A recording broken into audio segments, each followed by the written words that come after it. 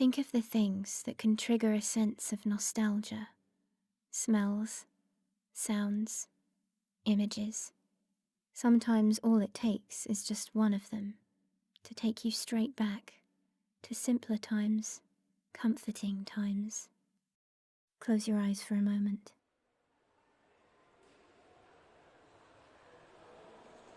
Sound familiar? Now imagine that distinct smell of chlorine. How can a chemical smell so comforting? And after swimming and jumping around in that turquoise water, you're dried and dressed, and a pleasant, comforting feeling seeps into your tired limbs, that smell of chlorine still clinging to you. Do you remember? Let's talk about the Poolrooms.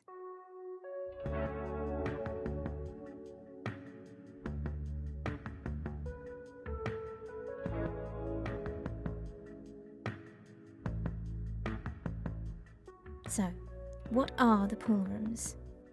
Well, they're only a small part of something much, much bigger. The Backrooms.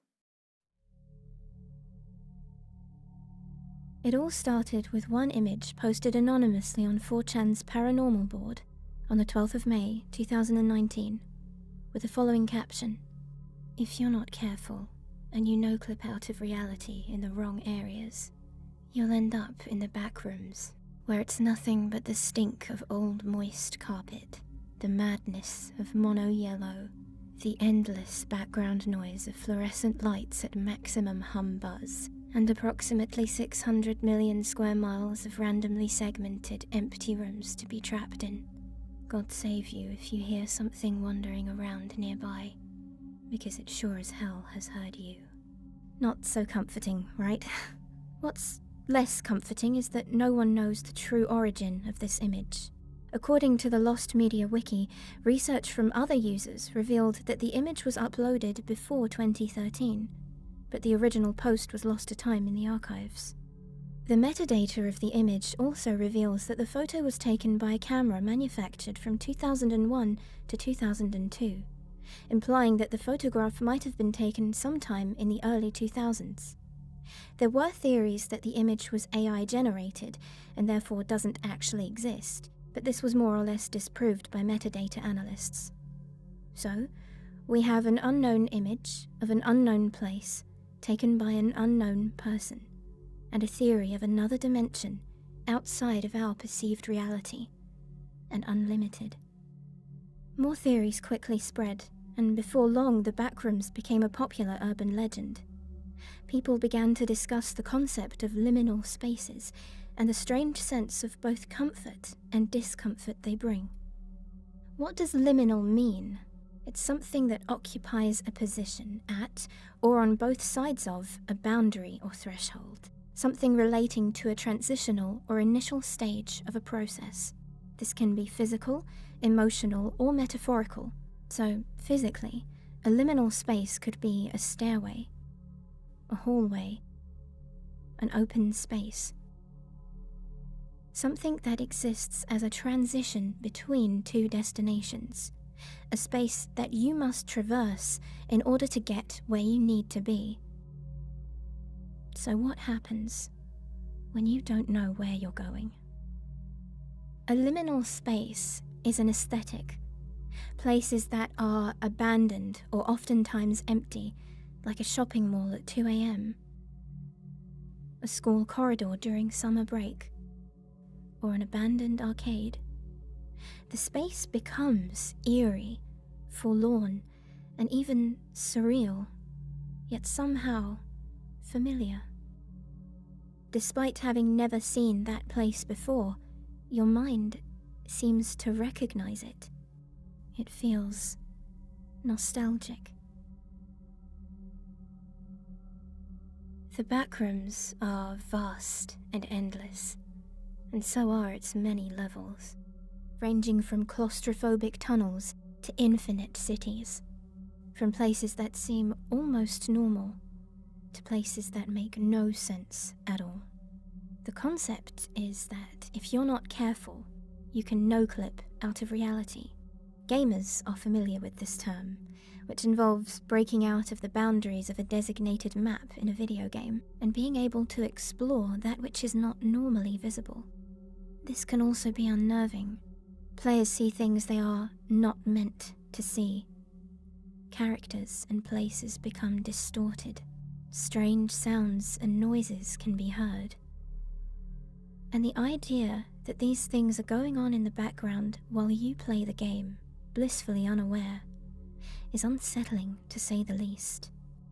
It makes you feel like the game is alive, doomed to relive these moments again and again. But how would a person no-clip out of reality? Well, it would require defying the laws of physics as we know them. The method is described as hurling oneself into a solid surface large enough to encompass one's entire mass with enough force to pass through the object as if it were intangible. It goes without saying that no one should ever attempt this. One only seems to fall into the backrooms if they aren't actively looking for them. You can end up in any level and can transition between them in the same way. Given the architecture, it could easily happen if you don't watch your step. Or maybe a wall or a door will look just slightly different from the rest, and you find yourself falling again. To put it simply, once you're in there, you are never safe. You must always keep moving, and you are not alone. The backrooms are not a dream world. They are a separate reality, a dangerous reality. I won't go into the entities because there are so many of them, but suffice to say, they are terrifying. But there is one level in particular that offers respite. A level of interconnected tiled rooms and corridors, slightly submerged in undulating, lukewarm water. A place where only the sound of rippling water can be heard. Level 37. Sublimity, also known as the Poolrooms. Much like a safe room in a survival horror game, where you can take a break from the chaos of the outside world and find peace, if only for a moment, the Poolrooms offer that serenity. Of course, that depends how you see it. To be lost in a complex of impossible architecture, dark, unknown spaces, and endless tunnels, walkways, and corridors, never finding a way out, never knowing if you will ever leave, isn't exactly relaxing. But wait. Listen.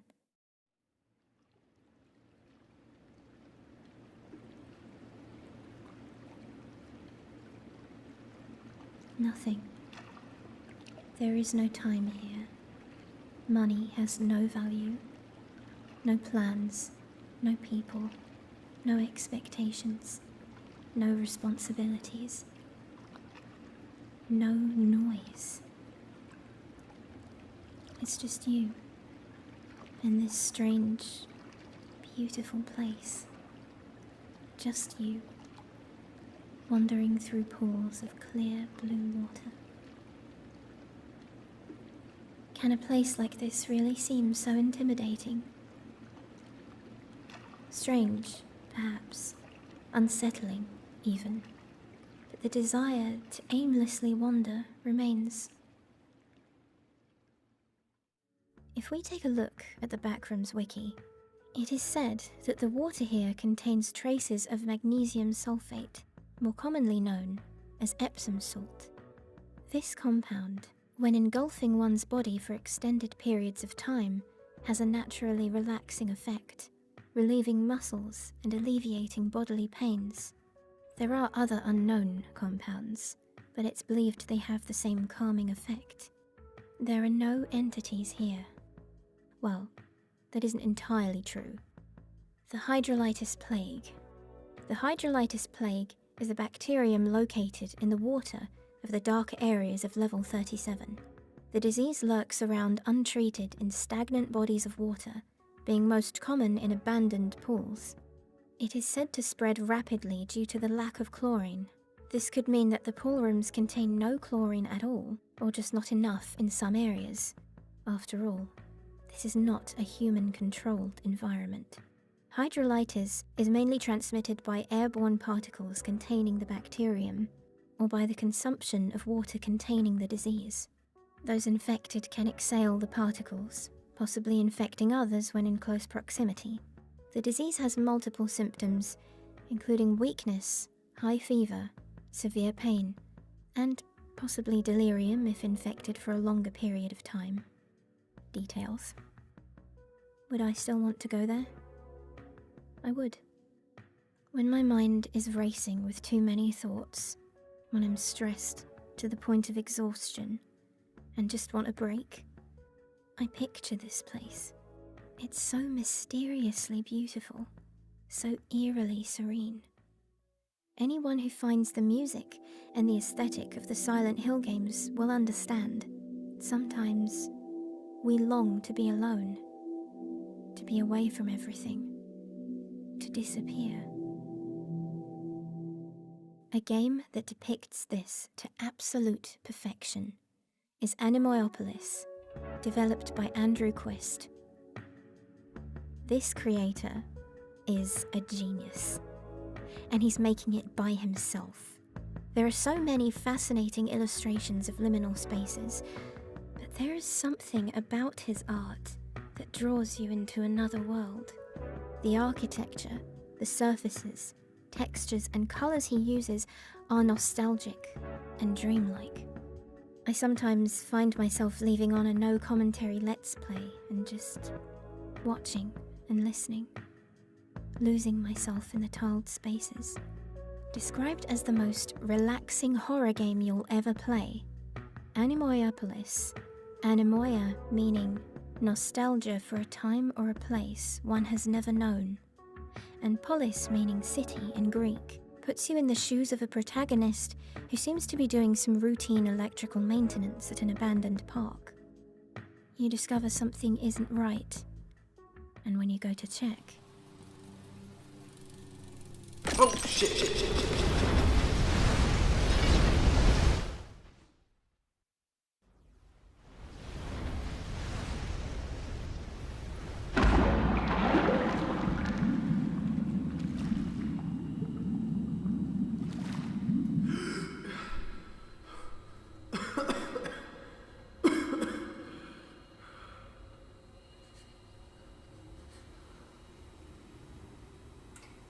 When you go to a public pool, do you ever want to have it all to yourself?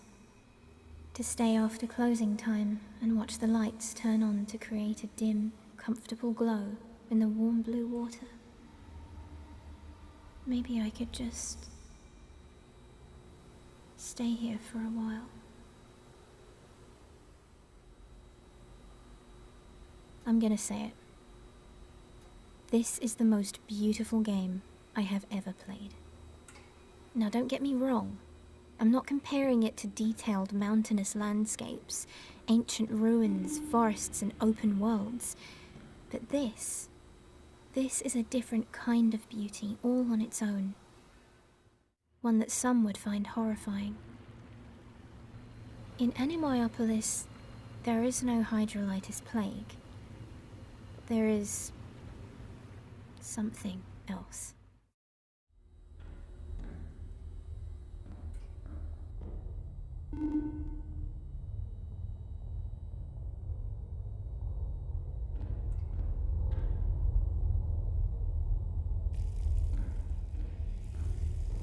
I don't know who or what this is. I don't know what happens if it catches you. And I don't want to know. All I know is that it follows you, slowly and relentlessly. No jump scares, no loud music, just a faceless, silent shadow. When I first saw it, a wave of pure fear ran through me. The hairs on the back of my neck stood up. The realization that I was not alone was terrifying enough, but it was when I began to think about how long this shadow had been following me before I noticed it that true fear set in. Had it always been here? How close did it get to me without me noticing? What if it catches me and I don't hear it coming? The unlikely harmony between beauty and horror is a topic that has been talked about many times, especially with the Silent Hill franchise. The comfort in the empty and forlorn. For those who feel it, it can be very hard to describe. In these abandoned places, we find peace. But why? Could it be that it reflects how we feel? These places don't pretend. They don't cater to us. They simply exist and let us exist within them. Empty and abandoned as far as the eye can see. A physical representation of how lonely and lost we may sometimes feel within ourselves. As if to say, I understand. It's okay to be lost. Accompany that with the feeling of nostalgia, and it's no wonder one could lose themselves in these mysterious places.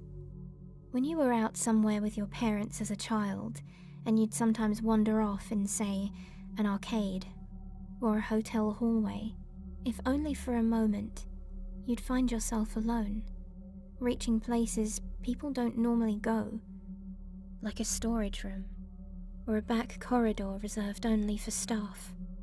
You were young and small, and these spaces seemed bigger than they really are. The walls seemed taller, the floor seemed to expand, making things seem further away, and the area more vast and empty. I feel like these liminal spaces give us that feeling as adults, that sense of curiosity, wandering around alone in a place you shouldn't be in. Then there's the subject of the uncanny.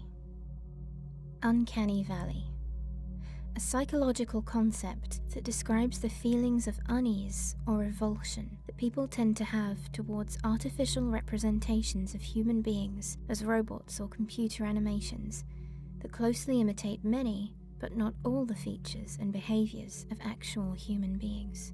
This can also be applied to objects and places. This concept is prevalent when we look at the objects around us.